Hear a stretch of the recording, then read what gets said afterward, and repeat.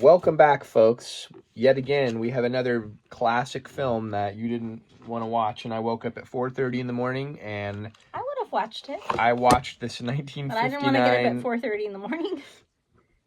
It's harder to watch a movie together these days with all the kids, so you either got to stay up super late, which I don't do, but you do, Not or go anymore. to bed. I'm changing. You go to bed super early and get up super early, like I do. You're changing? Yeah. So this film came out in 1959, the year my father was born, so it is 66 years old. Nice. Directed by Carol Reed, and I had told you in this review that we were now going to review Our Man in Havana. That's it for me. I didn't watch it, so see you later. You just wanted to make the... I just wanted to make an appearance. Make an appearance. Thanks for everything. Thanks for all you do. I owe you my all. Okay, so this particular film...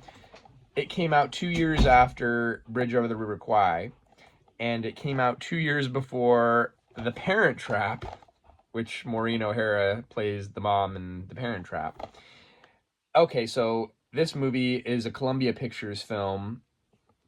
A lot of the Carol Reed movies were British productions, and the reason there's a lot of American actors such as Burl Ives and Maureen O'Hara the studio thought that it would have a broader appeal to the American audience if they had some known American actors. And obviously Alec Guinness, right? Bridge Over the River Kwai, Dr. Zhivago. He was a pretty big star at the time. So this is another, we're going to jump right into the review. It's not as artsy as Odd Man Out or like The Third Man, but this is considered a spy comedy, and it is a 5 out of 5. It is up there, if you're going into a genre specifically of Cold War classics, and I hate the marketing of this movie, Martini Classics. I wonder if there was a whole series of DVDs that they released with this Martini movies logo right there, kind of a similar genre. This is not a film noir movie. It is a black and white movie, but it still has the same cinematographer, I believe, as The Third Man. And I did not write that down, but I'm pretty sure he was collabing with the same cinematographer. So the cinematography is excellent.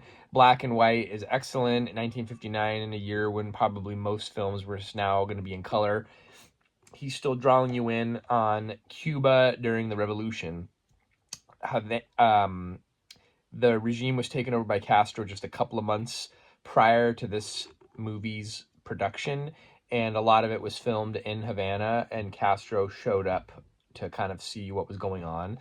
So it's kind of a take on the Cold War going on there in Havana and Cuba as a whole.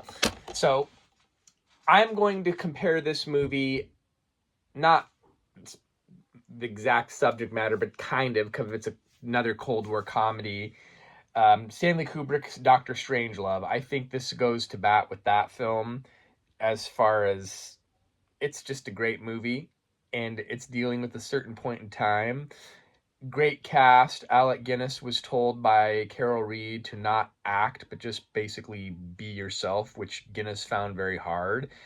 And the movie was not originally well received, and Alec Guinness showed up to Carol Reed's house after it got bad press, and they had a couple of drinks together because they were kind of bummed out that the movie had not been well received. Now it is considered a classic. It has a Rotten Tomatoes score of 95%, IMDb 7.2 out of 10. I don't know why, and I always mention this. The audience members of Rotten Tomato, there's about 1,000 people that have submitted their average, and it's about 77%. I think this movie is excellent. I had lots of laughs at 4:30 in the morning as I watched this picture. It's a 5 out of 5 movie.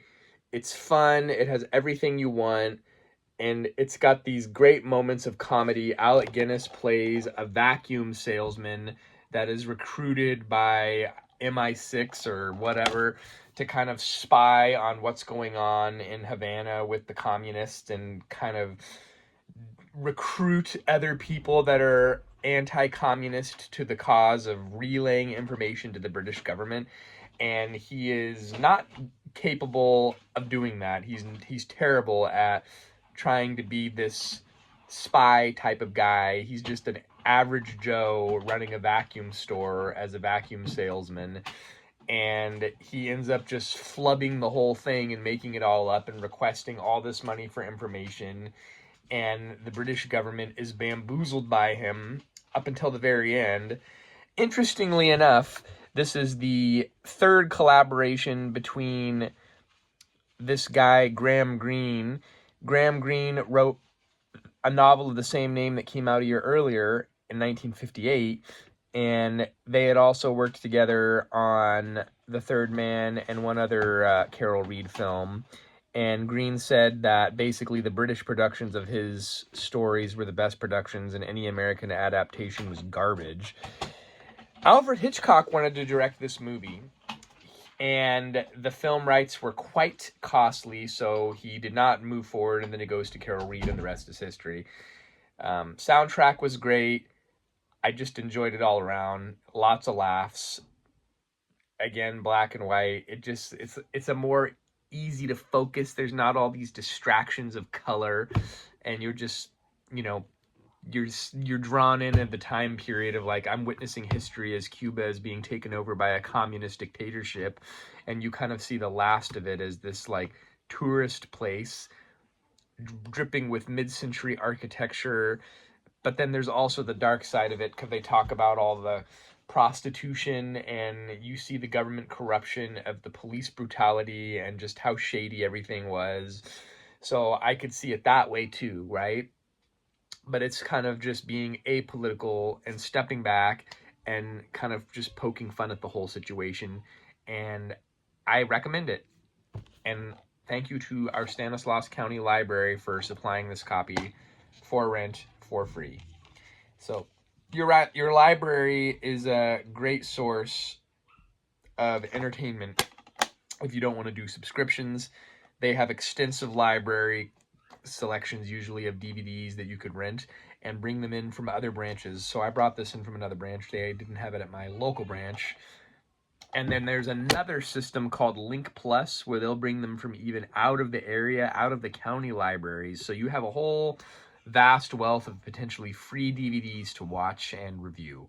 Check it out. I don't know if it's on streaming. Thanks for watching. We'll see you next time.